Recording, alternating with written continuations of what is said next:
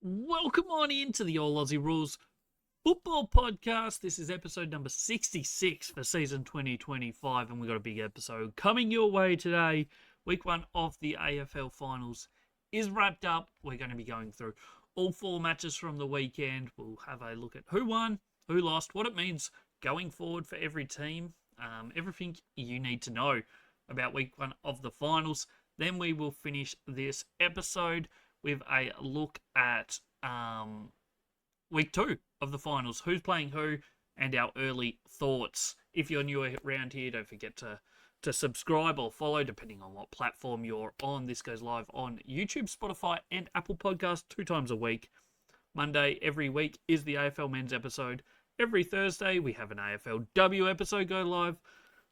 So make sure you're subscribed. Hit that noti bell if you're on YouTube so you don't miss any drops. Plenty of other videos go live on YouTube every single week as well. Right now we're doing a season wrap for every single team as they get eliminated. So go check them out.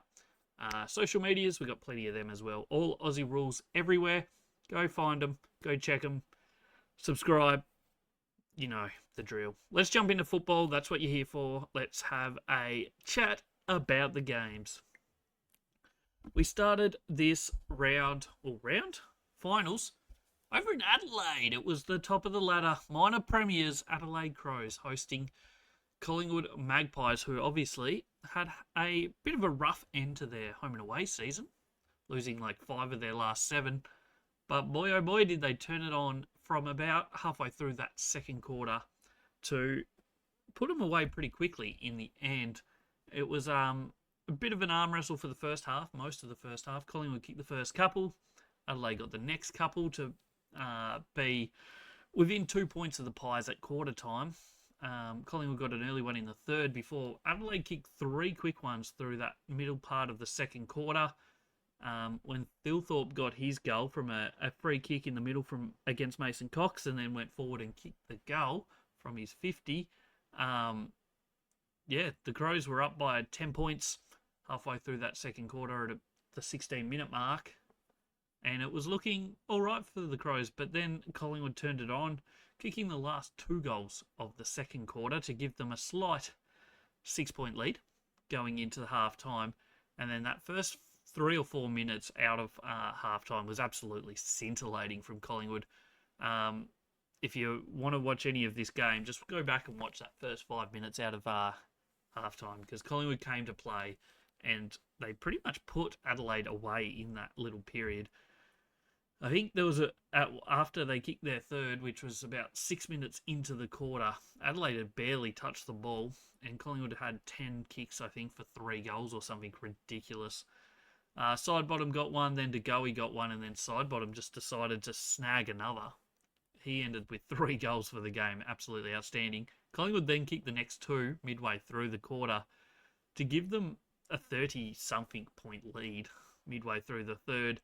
Adelaide did start to come back a little bit, kicked the last 3 of the third quarter before the whole last quarter. It was pretty much a dour affair. There was not a goal kicked for either team until Jamie Elliott and Collingwood kicked one in the last minute to seal it and give Collingwood the 24-point win on the road to start their finals campaign perfectly. Not so much for the Adelaide Crows.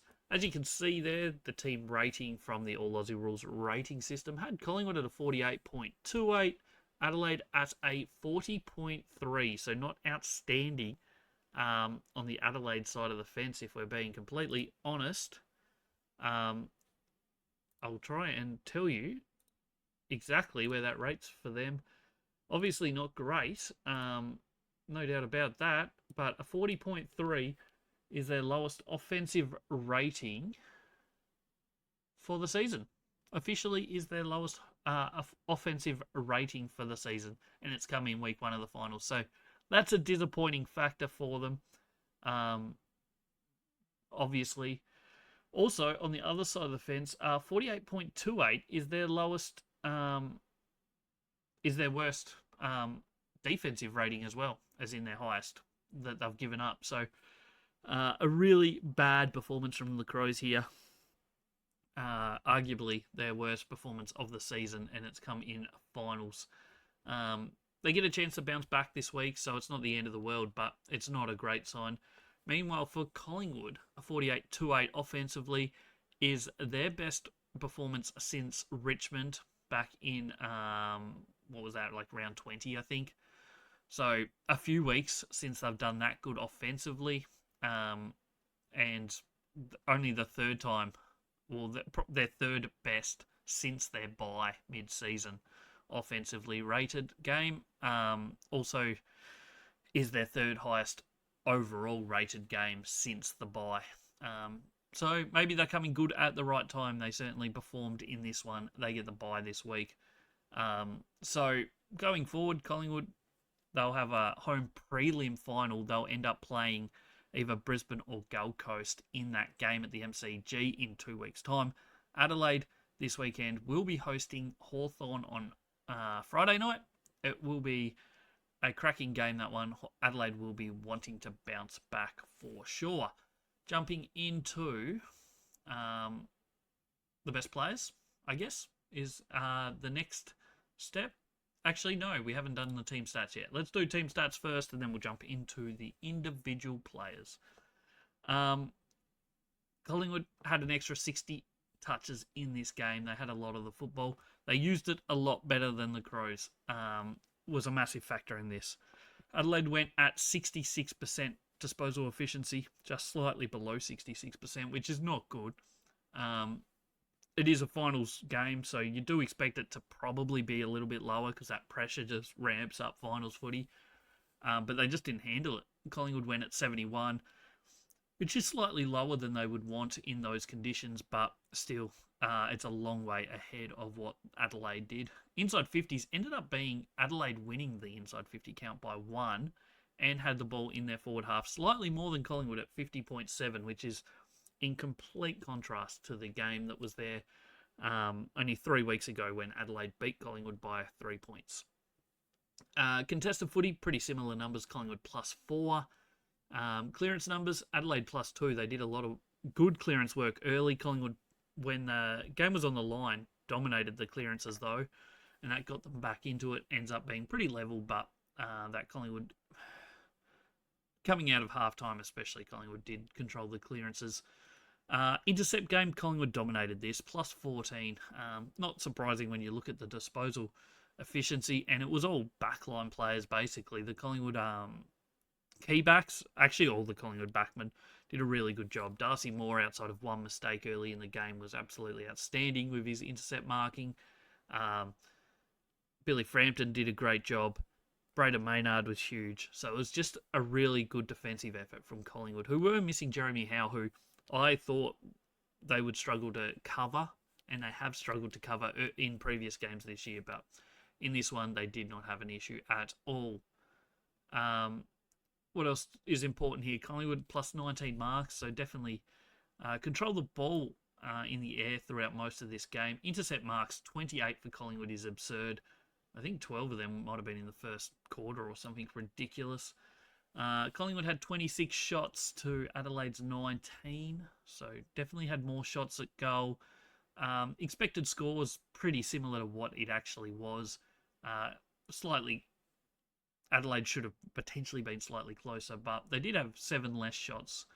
Collingwood will be a little bit disappointed with 11 goals from 26 shots, as will Adelaide with 8 goals from 19 shots. Ball movement, it was a struggle to get scores from the defensive half in this game, or certainly from the defensive 50. Some of the lower numbers you'll see, but overall, Collingwood probably transitioned slightly better throughout most of the game.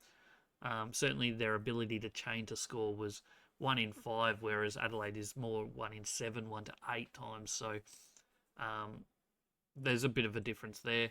Score sources in this one, there was 0-0 for both teams. From kick-ins, from stoppages, we did say how Collingwood had 2 less clearances for the game, but they did outscore them from stoppage, 5-6-36 to 3-3-21, on the back of some really good work inside the forward 50 in those times. They also won the turnover game, 6-7-43 to 5-4-34, so not great scoring when you consider how many intercepts Collingwood had in this game. They had 78 and only turned it into 43 points, but they did still win that area of the game, which is throughout most of this season been their best avenue to go. Probably the same for Adelaide, in all honesty. Defensive half score Origin. Both teams struggled, really. Collingwood got 4-1-25. Adelaide 2-3-15. Forward half was Collingwood 5-10, 40 to 5-3-33 for Adelaide, so +7 from forward half scoring. And from the centre bounce, Collingwood got 2-2-14 to Adelaide's 1-1-7. So across the board, Collingwood pretty much win this game. They controlled it in most facets of said game, and it was just a really controlled and good performance from Collingwood. Having a look at the best players in this one, you can see the MVP votes there. If you're new around here, we do MVP votes for every single game.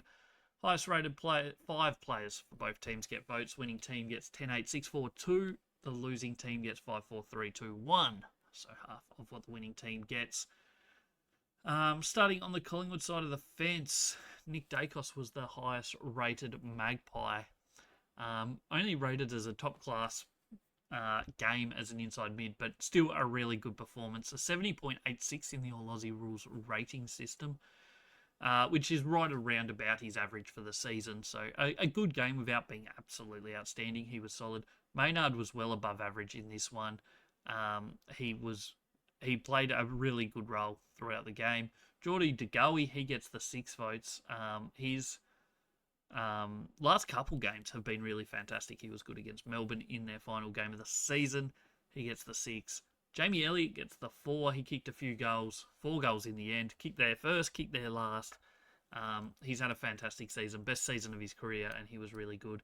And Ned Long started a little slow in this game, but his contested work, especially early in that third quarter, was absolutely fantastic. It really got the Magpies rolling with a fantastic effort. Interestingly enough, Darcy Moore, unlucky, probably the most unlucky to miss out on any votes in this one. If I was just giving votes to players, he 100% would have probably been the top. He was fantastic. He had 9 intercept marks. He had 13 intercept possessions. So he was really, really good. Other interesting things for Collingwood. I don't know what else there is to say. Who else was highly rated? Cameron. He played a good game without being outstanding. Slightly below his average for the season. Still side bottom. He was really good. He kicked his 3 goals. He played a lot more forward time than he has probably throughout the rest of the season. I don't think there was any major injury concerns for Collingwood. Myercheck's in a moon boot, but I think he'll be fine. So nothing too exciting, nothing too disastrous there for Collingwood. And yeah, going on to Adelaide, 5 votes goes to Riley Thilthorpe. He was actually the highest rated player on the ground. As he was, I think, 3 weeks ago when they played Collingwood as well. He gets 2 goals in this one. He has plenty of the ball. He actually ends up rated as a ruckman because he did go to 30% of centre bounces throughout the game. So he did have plenty of ruck time in this game, probably a little bit more than I would like to see him get. But he's also someone that you can just trust around the ball. He's a big boy. And he, you know what you're going to get from him. So 15 touches, 2 goals. He played well. Their next highest rated was the 6th best on the ground, and that's Rory Laird. So they were kind of a one-band show for too much of this game. So Rory Laird is the fuller. He rated as a top-class general defender in this one. Josh Worrell, who was their best player, maybe their second best player last time they played Collingwood, was really good again. In this one, Taylor Walker's next. He kicked a few goals, or 2. Did he kick 2 or 3? Could have kicked a 3rd, I think it was, in that 3rd quarter, and he missed it. So he could have had a really good game. He kicked 2 goals, 3 for the match, had 5 shots at goal. Unfortunately, wasted a few opportunities. And 1 vote goes to Riley O'Brien. His rating actually was below Darcy Cameron's, but he was still in Adelaide's top 5 players in rating system. Some disappointing performances from a few too many players in this one from the Crows. Neil Bullen was slightly below average. For him, Jordan Dawson was well below average. He rated a 45.19 in this game. His average for the season is around that 70 mark, so well below his best. Jordan Dawson, he really struggled to get in the game in the second half. Soligo was very quiet as well. He was well below his average. He was just a 32.06 in this game. Ben Keys struggled to have much impact on the game. So they had some really good players that just did not perform. And yeah, that's basically the long and the short of the Adelaide Crows in this game. They really struggled to have too much of a say, I guess, with a lot of their key players. Yeah, that's pretty much everything for game one of the finals week one. Collingwood progressed to prelim. Again, for them, 3 out of 4 years under Craig McRae, they've made a prelim. Obviously, losing to Sydney in 2022. They beat GWS in 2023. Missed finals altogether last year. This year they'll be playing either Brisbane or the Gold Coast.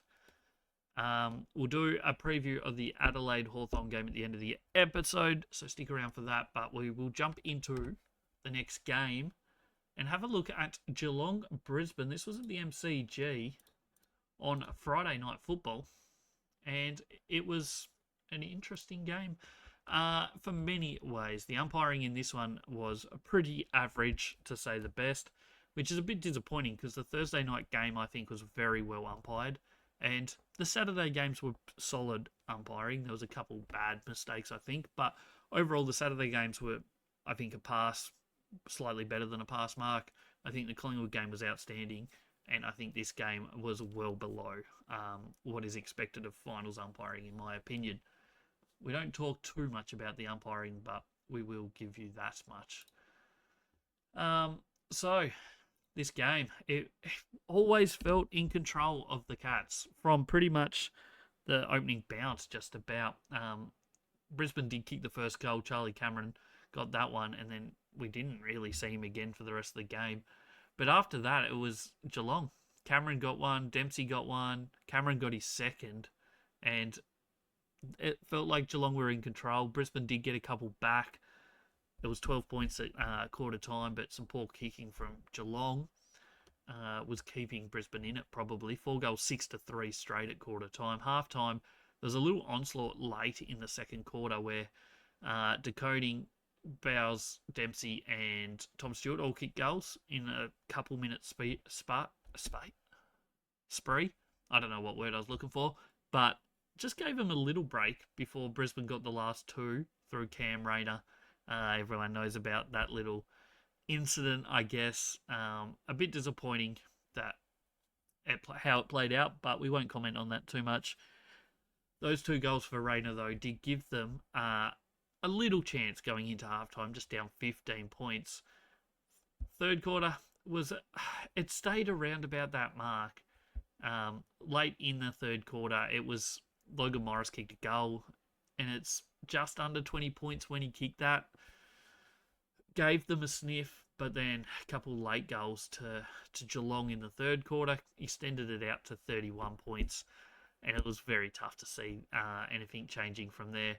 There was a period through that final quarter where Brisbane kicked a couple in a row, but Geelong kind of controlled that the scoreboard on that second half all the way through. And they end up rating quite well, 47.53 to a 41.44. It was well documented about the fact that they hadn't really played anyone in finals contention for so long, but it didn't matter. They were ready to go come finals, and they played an absolutely outstanding game in this one. Their rating, I mean, it's not going to be as good as most of their games of recent because they haven't been playing great opposition. So there's some high ratings for them throughout the recent weeks. But it's still a really positive game from them and a really positive sign that they did win this one reasonably comfortably in the end. On the side of Brisbane, they've been a bit hit and miss over recent weeks, and it's hard to know exactly what to make of that and make of their rating in this one. This is their lowest rated offensive performance and their worst overall performance since Gold Coast in round 20 when they got smacked. Something about round 20. Collingwood also were bad that week. No, Collingwood were good that week, weren't they? Sorry. But yeah, second worst performance pretty much of the season. Is their second worst overall rating, minus 6.09 for the season. You take out that Gold Coast one, and their next worst one before this was a minus 3.94, which was all the way back in round 6 when they played Collingwood. So, arguably their second worst performance of the year. So, not great time to be bringing that out. Luckily for them, they do get a bounce back this week and try and, I guess, turn that around. Because they'll be playing semi-final against Gold Coast Suns at the Gabba on Saturday. That's going to be a huge game. Geelong, they get the week off before hosting a prelim final. They'll be playing either Adelaide or Hawthorn in that prelim final. So that will be interesting to see how that plays out. But yeah, that's that. We'll jump into the team stats for this game and just see what we can find that was the turning points or the important stats, I guess, in this game that led to Geelong cruising to a pretty comfortable victory. I was a little surprised how easy they did it because Brisbane do have a pretty solid record against Geelong. But the Cats were just ready to go and they got the absolute job done. Brisbane had a lot of the football, plus 40 disposals. But when you look at forward halftime, it was just in Geelong's half all day, basically. Over 60% of game time was in Geelong's forward half. You're going to struggle to win too many games if you're giving up that much territory throughout the match. Brisbane just had a lot of football but didn't do much with it. Intercept game went the way of Geelong plus 8. Clearances went the way of Geelong plus 1. The marking game, contested marking, intercept marking, all the way of Geelong. 33 shots to 20 in this match, so plus 13 shots suggests that Geelong were definitely just the better team across the board. They even tackled better than Brisbane, plus 16 tackles. Once again, just like the previous final, neither team kicked any score from kick-ins. Geelong dominated stoppages, which is a little bit different than their normal game style. They like to be, usually when they're playing their best football, they're scoring heavily from turnover, but they did a lot of work from stoppage here. 50 to 21, that might be a danger sign for the rest of the competition, that if they can start bringing that amount of scoring from stoppages, they're going to be very, very tough to beat. So that's a really good sign for the Cats, I think, from this game. Turnover scoring was 62-53 in favour of Geelong.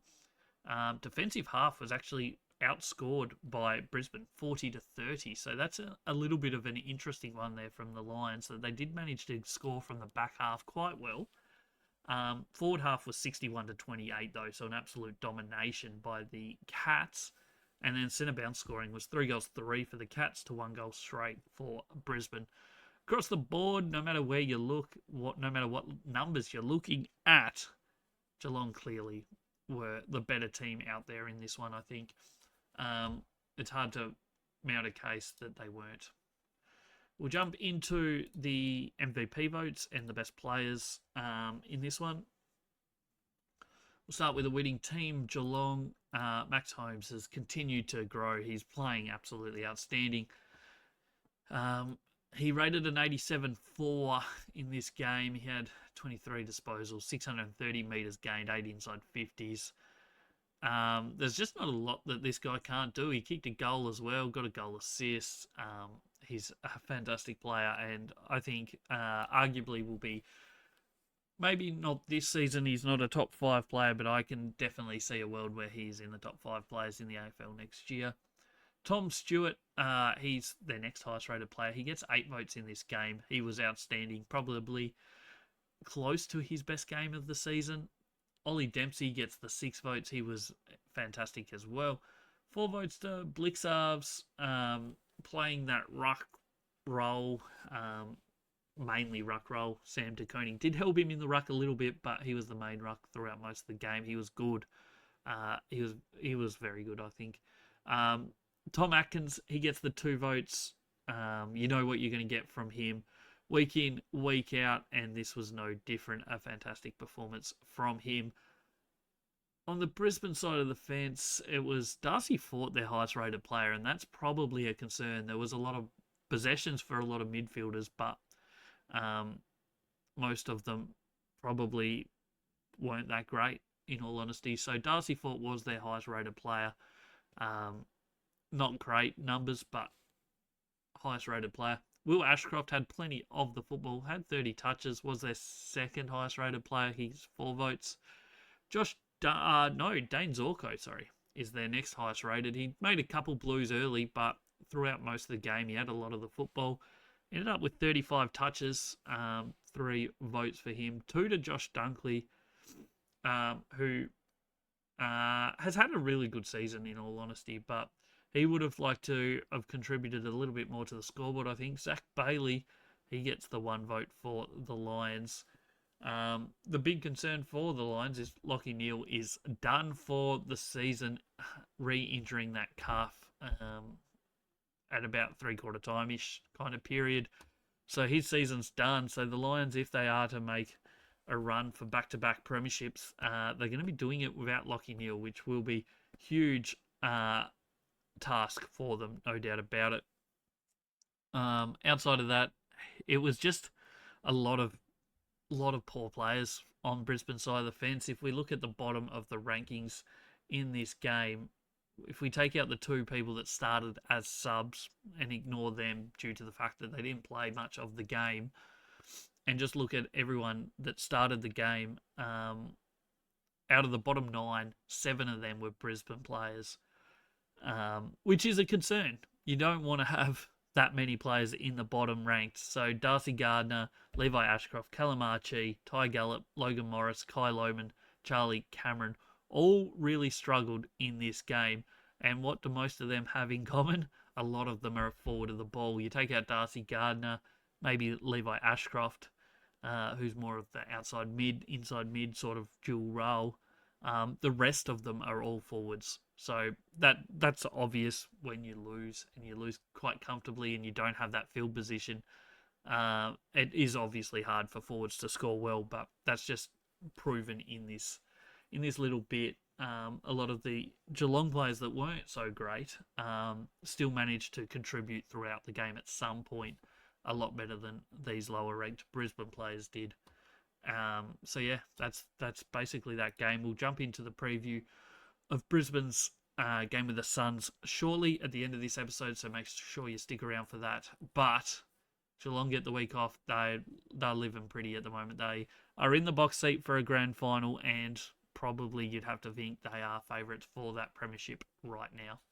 Moving on to the elimination finals, they were on Saturday. The first one was GWS Hawthorn. This was a cracking game. It was a wild game, but it was a cracking game. GWS started absolutely out of the park without scoring a goal. Their first 5 minutes was fantastic. They dominated field position. They dominated a lot of this early part of the game, but they couldn't score. And then they gave away a couple goals through some poor errors and poor decisions, like giving away 50s, not manning the mark, and all of a sudden it got really dangerous really quickly for them. Hawks kicked the first 4, and by quarter time it was 7-3 in favour of Hawthorn, even though the Giants had a lot of possession in that forward 50 and forward half. So a disappointing first quarter, I think, is an understatement for GWS. Second quarter, it was pretty much status quo. Giants got a couple here and there, and then Hawks would get a couple, and it just kind of stayed at that margin, still 28 points at half time. Third quarter was a random one. The first 10 minutes or so, there was no score, and it was like, well, there was a couple behinds, but it was looking like it was just going to stay around that 28-30, 5-goal margin.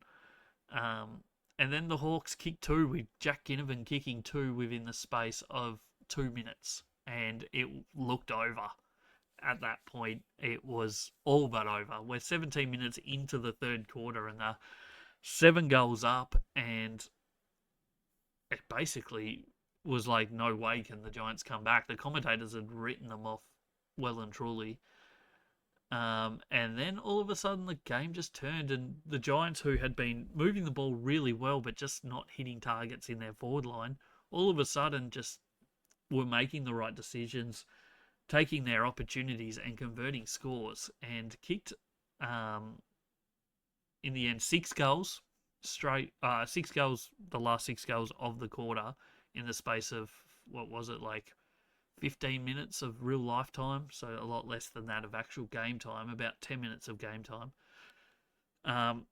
to be within a kick at three-quarter time. Absolutely unreal. And then they kicked the first one through Jesse Hogan of the last quarter to equal the scores. They then got a behind straight after that through Stringer to give them the 1 point lead. And then for the next 10 or so minutes, 15 minutes maybe, it just stayed within 1 point either way with a couple behind scored. But then Hawthorn just finished the game better. They kicked 2 goals at about the 18-minute mark. Sam Butler got one and Chol got one. And then it was a couple opportunities here and there for the Giants, but they wasted them, and Chol got an incredible goal late in the last minute or so. Just to give them that 19-point win in the end. Giants will be disappointed that is how their season finishes. Hawthorn, they'll be absolutely stoked. It was, they'll be a little bit disappointed that the doors opened a little bit and they got found out late in that third quarter a bit, but they've fought back strong in that last quarter and they did what they needed to, and they get the 4 points. As you can see, the ratings for both teams are pretty similar, 48.88 for Hawthorn, 46.04 for the Giants. What does that look like compared to what these two teams normally are doing? We'll look at Hawthorn first. A 48.88 is pretty much slightly above their average rating, but their defensive score in this of a 46.04 is definitely also above their average. So it's not their best game that they've played. And when you look at it, there's not many games that have been worse in the back half of the year for them. You're looking at the St Kilda game back in round 16, 17. There was the week after against Fremantle over in Freo was rated worse, and the Adelaide game a month ago, as well as obviously the game they lost in Brisbane. So you're looking at 4 games worse than that since the bye, but it's still a really solid win, no doubt about it. The Giants on the other side of the fence, that is their worst rating since they played the Bulldogs in round 21 offensively, and if you're going before that, it's their second worst rated game offensively since they played Port Adelaide in round 13. So not a great performance offensively for them. Defensively, it was also quite bad. Sorry, I was looking at the wrong team. That was their worst defensive performance of the season. Their highest rating they've given up for the whole year. So really, really disappointing on that side of the fence. There was a couple games close early season, like Hawthorn was a 46 against them earlier this year. Geelong was a 47-5, and the Bulldogs were a 48-5-6, so just below. But another one that just didn't perform on under finals pressure, and I think that's the long and the short of it. If they had have hit targets inside 50 a bit better, made use of their opportunities, maybe it would be a different story. But as it stands, they will be very disappointed, I think, with their performance here. Looking at some of the key stats in this game that led to the Hawthorn Hawks getting the win on Saturday. Disposals ended up plus 12 for the Hawks. Disposal efficiency plus 4% for Hawthorn. So just like the Collingwood game, massive difference there. The inside 50s were huge for the Giants, as we suggested earlier, 72 to 56, so plus 16 inside 50s. But if you look at forward half time, Hawthorn actually had slightly more time in their forward half. So that suggests that the Giants were going in but getting rebounded quite easily, whereas Hawthorn were a little bit better at locking it in. Total intercepts for the game, 76 for Hawthorn is a really high number, 62 for the Giants, so big difference there. Giants were good out of the clearance game, +6. Hawthorn had the one extra shot for the game, 16 goals from 28 shots. Meanwhile, the Giants were 13 goals from 27 shots. If you're looking at the expected scores, it's going to be the actual scoreboard favoured Hawthorn quite well. It was expected to be within a kick, and Hawthorn ended up winning by 19 points. Kick-ins, both teams got 1 point each. Scoring from stoppages was heavily in favour of the Giants here, 64-47. Scoring from turnovers was 59-23 from in favour of Hawthorn. So that's where they won this game. It was on the turnover. They made use of that throughout this game. They also transitioned the ball reasonably well from the back half, scoring 3 goals, 5-23, whereas GWS managed 0 goals, 5 from the defensive half. Forward half scoring was huge for both teams, 70 for the Giants, 62 for the Hawks, and centre bounce scoring was 22 for Hawthorn to 13 of the Giants. It was a close game, and with a few minutes to go, it could have gone either way, but Hawthorn just finished the game stronger. Maybe the Giants used a lot of legs getting back into the game in that third quarter, but in the end, Hawthorn get the points, and that's all that really matters, I guess, in the end. Looking at the players, the MVP votes and such for this game, looking at the winning team first of all, the ruckman for both teams ended up the highest rated players, which is crazy. Lloyd Meek slightly outrated Kieran Briggs, but they were both very, very good in this game. Jai Newcomb was Hawthorn's next best player. His first half was outstanding. His second half was a little bit quieter, but his first half was very good. James Sicily was Hawthorn's next best rated player. He was very good. Blake Hardwick, another one that was very good. Notice that there's a lot of defenders in this list for Hawthorn because their defence was very, very strong and had to hold up against a lot of inside 50s. Jack Ginnivan gets the 2 votes. He kicked those 2 goals in that third quarter. And overall was really quite good in this game. 17 touches, kicked a couple. On the other side of the fence, this is an interesting list. So Kieran Briggs gets the 5 for his game, just slightly behind in ratings on Lloyd Meek. Finn Callaghan was huge in important moments for the Giants. One of his better games of the season. Obviously, his first game of the season was the best, but this wasn't that far off that. Lockie Whitfield, he had plenty of the football, 36 touches. He gets 3 votes. Tom Green gets the 2 for his game. He had plenty of it as well, certainly in that contested side of things. And crazily enough, someone that played just 43% of game time gets 1 vote. Josh Kelly was absolutely huge when coming on the ground. He subbed in, I think, at halftime when Darcy Jones got injured just before halftime. Unfortunately for him, it's been confirmed that he did an ACL as well. So that's some really, really bad news for him. But, Josh Kelly came on. He was the highest rated player in that third quarter and was absolutely huge. His rating was a 62.61 and he played half the game. So maybe they missed a beat with him not playing the full game. I know the coach said, he didn't think he'd be able to do a full game. Maybe that's true, but he certainly turned the game when he came on, I think.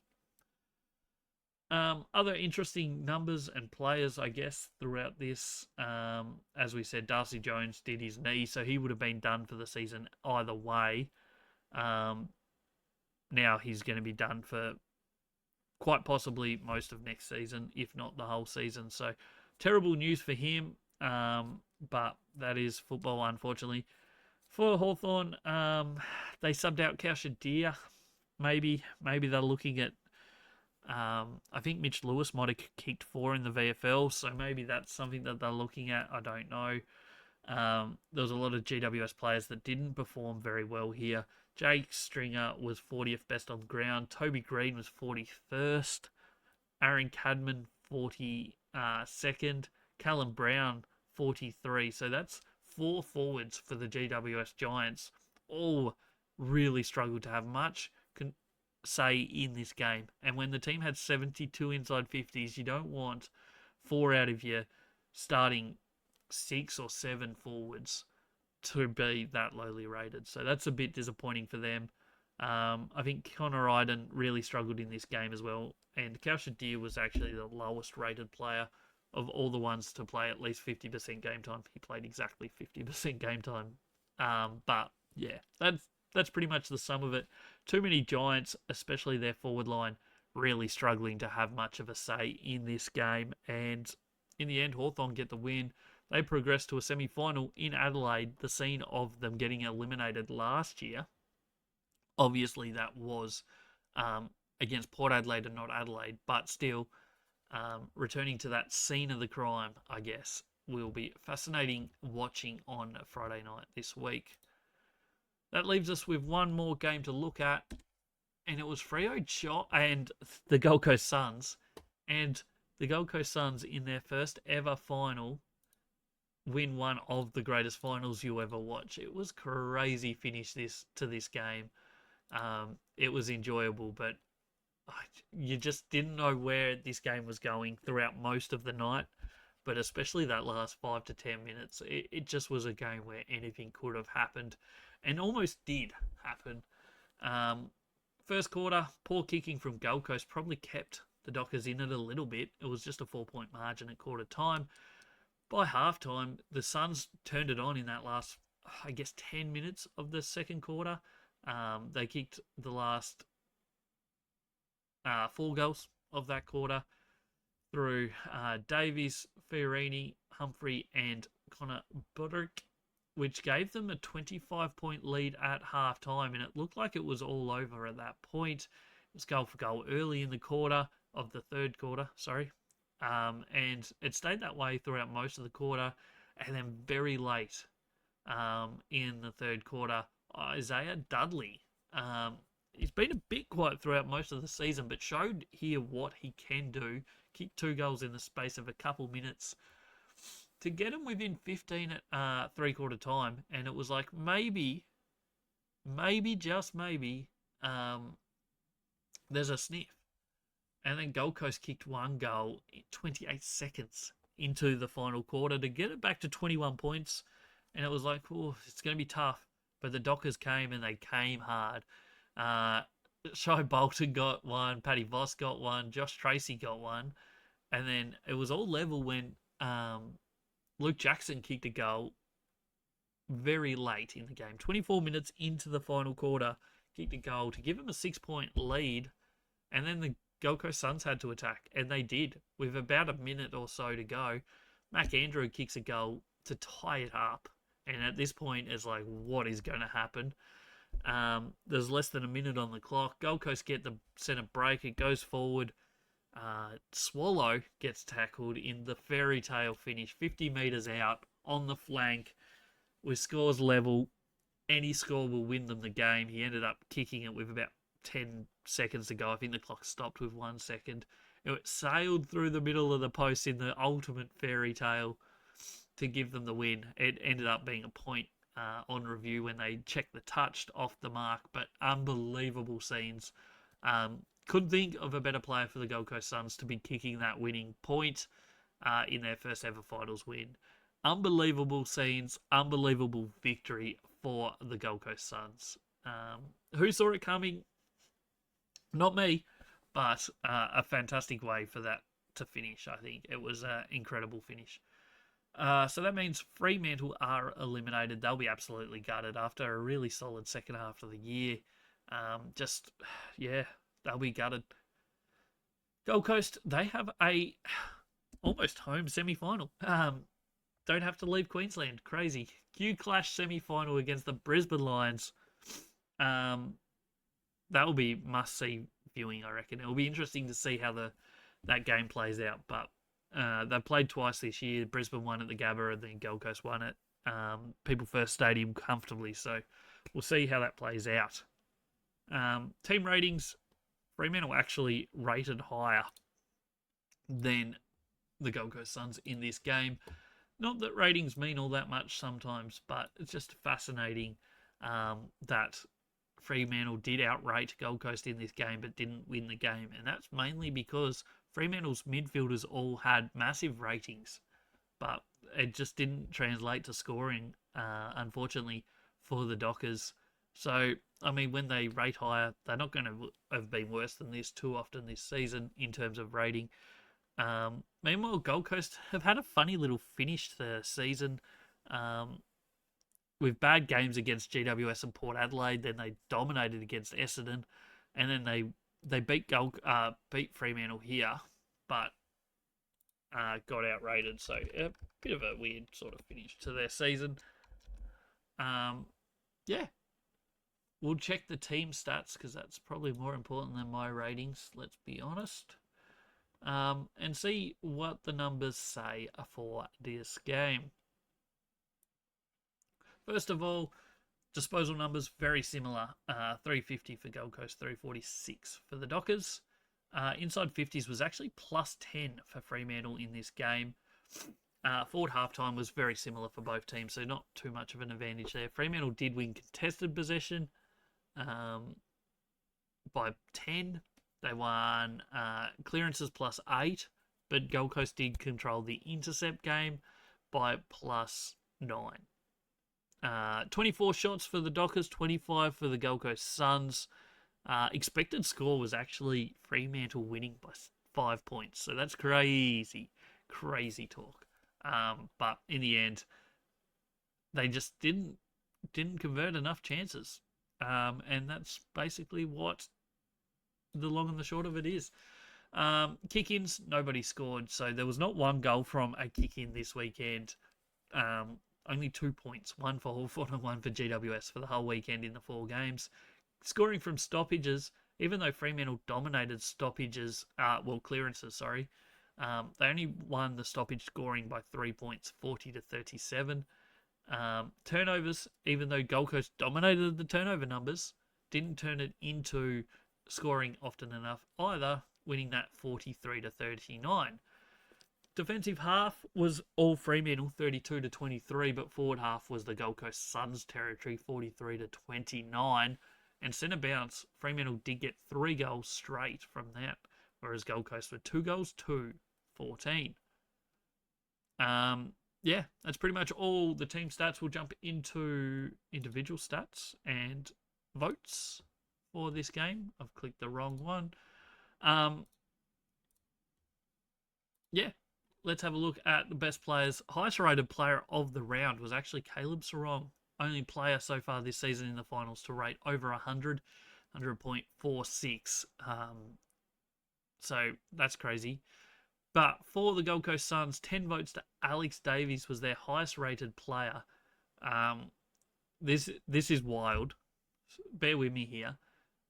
The top 4 players on the ground in terms of ratings in the All Aussie Rules rating system were all Fremantle players, which you'd say, how does that happen?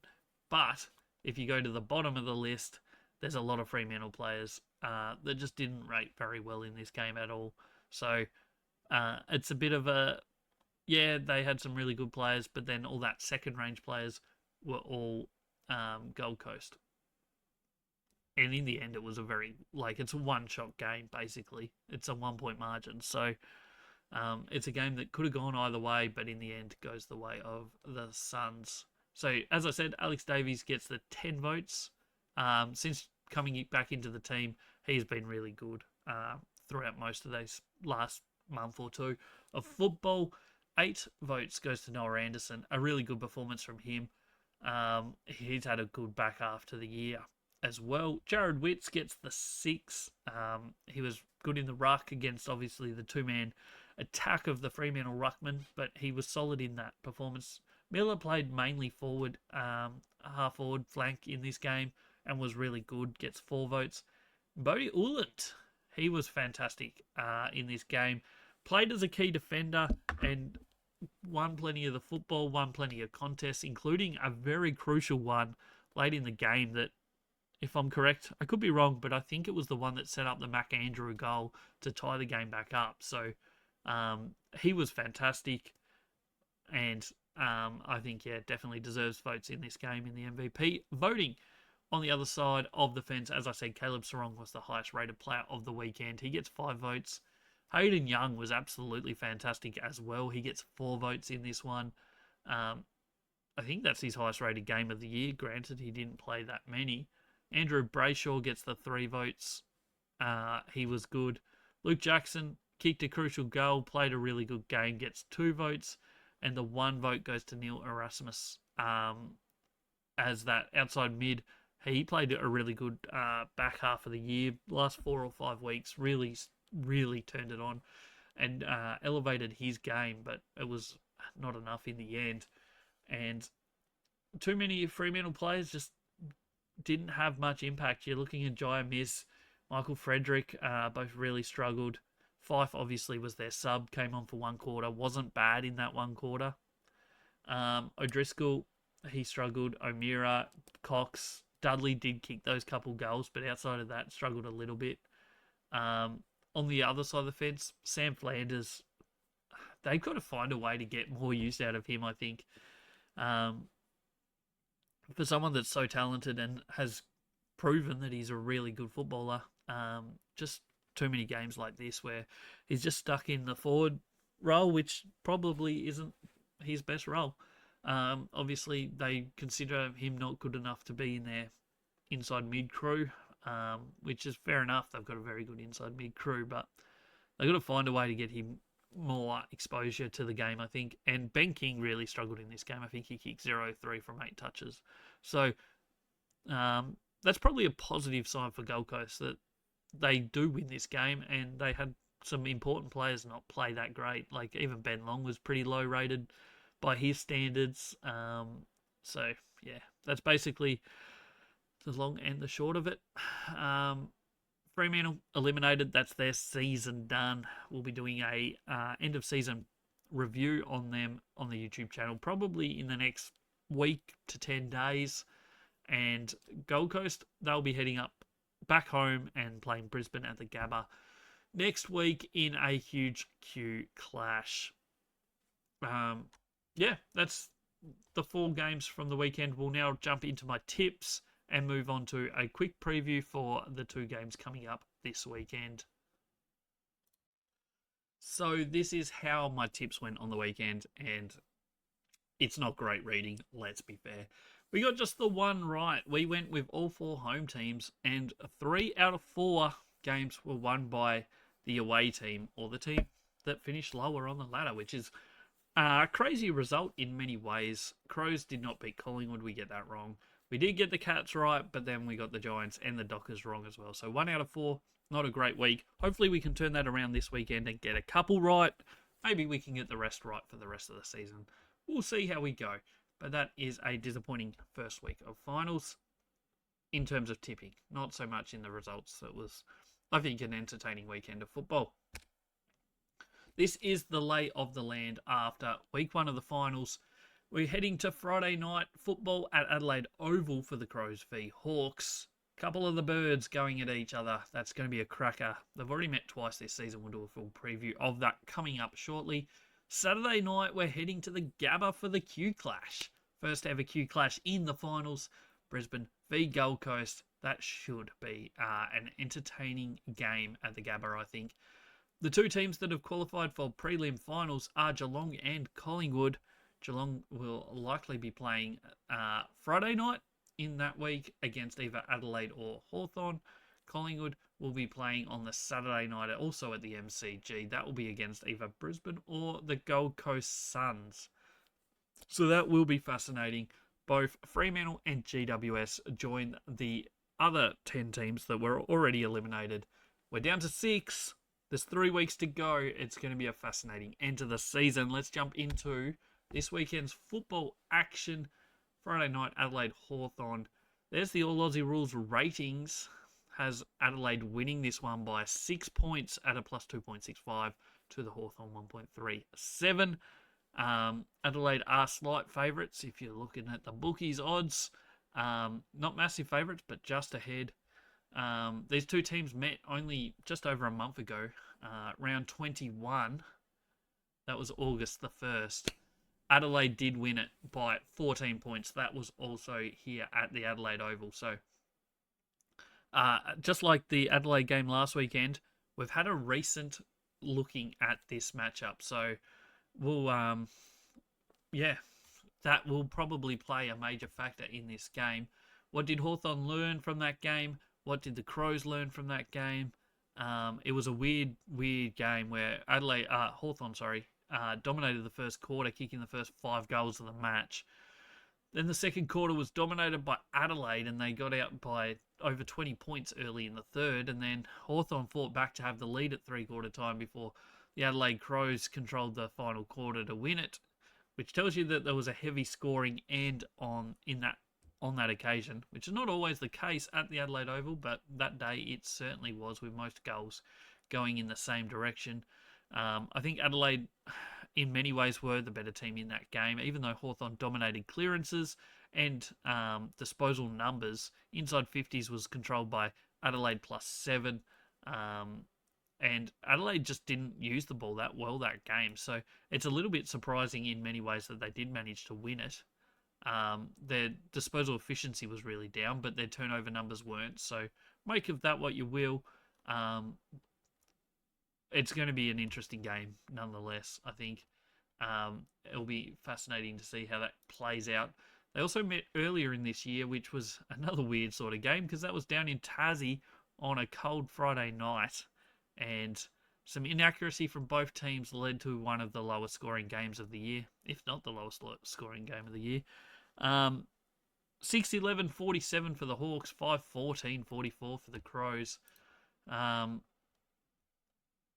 Make of that, I don't know how much of that will have an effect on the final this weekend. But once again, it was a game where Adelaide had more inside 50s. That day they did win clearances though, whereas they didn't the next time they met.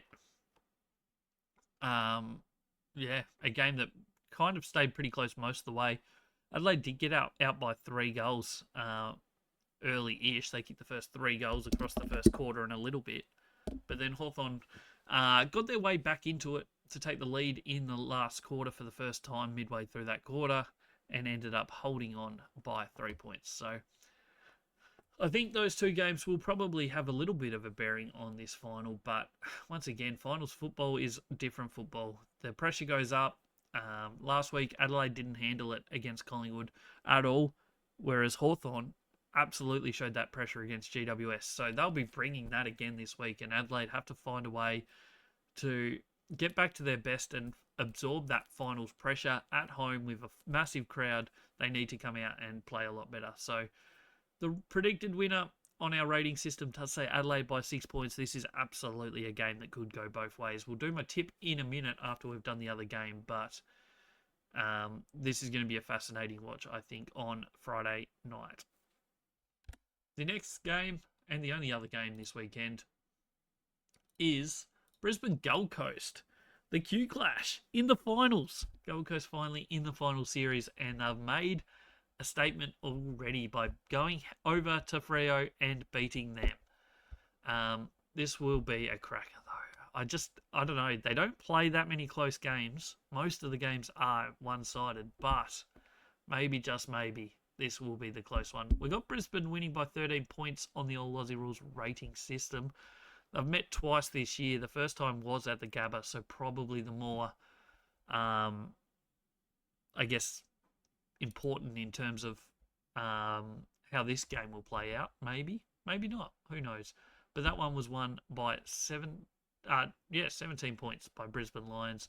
It was all the work done early in the second quarter. They kicked 4 goals in the space of about 7 minutes that day, which gave them the solid lead, and then it just kind of stayed about that way, even though late in the game, Gold Coast did manage to kick the last 3 goals of the game to bring it back to a respectable margin. But in the end, they were just too far back. It was a game where absolutely Brisbane were clearly the better team on the day. Plus 16 inside 50s, had a lot more of the football. Plus 19 clearances that day is an absolute absurd amount of difference in clearance numbers. So that's how that game was won. But they did meet later in the year.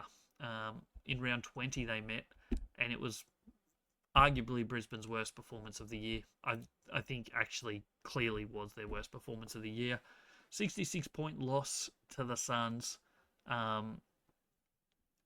it was all done throughout the game. Like, they just controlled it. Obviously, they won by 66 points. You don't win by 11 goals on a whim too often. Like, that it was just really, really good from Gold Coast, and Brisbane just couldn't match them. Inside 50s that day were plus 11 for the Suns. Clearances were plus 12. So pretty much everything that Brisbane had dominated the previous time, Gold Coast did back to them. They won't have it that easy. This is not going to be like that. This is going to be a hard, contested game from both teams. Obviously, no Lachie Neale for Brisbane is a massive loss. Meanwhile, you look at Gold Coast, they just, how much does their spirit and everything just build from that win on the weekend? I think we'll find out a lot in the first probably 15, 20 minutes of this game. Everything inside says Brisbane just win this. The experience, but there's a part of me that just says Gold Coast win it. So who knows what will happen on Saturday night. I will be wearing my Gold Coast Suns top. I'm not a Gold Coast fan, but I do have a little soft spot for the Suns. But it's going to be a cracking game either way. We'll see how it plays out. I think that just leaves us with our footy tips for the weekend. And we've gone Hawks by 2 points on Friday night to upset Adelaide in Adelaide and knock them out in straight sets. And then on Saturday, we've gone Brisbane by 20 points. I just feel like that experience that this Brisbane Lions team has is going to be enough for them to get over the line. But I will be happy to be proven wrong on both ones. So that's everything I think we have for this week on the podcast. If you're new around here, I hope you enjoyed. Well, I hope you enjoyed it either way. But if you are new, don't forget to come back for the next episode. On Thursday, we'll be doing an AFLW preview episode for round 5. We'll also be reviewing all the round 4 matches. There were some crackers in the AFLW this weekend, so make sure you come back for that. Make sure you hit the subscribe or follow button depending what platform you're on. Head over to the YouTube. There's plenty of videos that go live every single week, including season reviews for every club that gets knocked out. So we're working our way through that. I think there's 5 teams up already. By the end of this week, it will be up to 10 or so. So make sure you check that out. Go check out all the social medias for game day ratings, game day stuff, lots of posts, TikTok, there's plenty of stuff. So go check all that out. Appreciate you for being here. Hope you enjoyed. Hope you come back for the next one. I'm Jay. This is the All Aussie Rules Football Podcast. We'll catch you on the next one.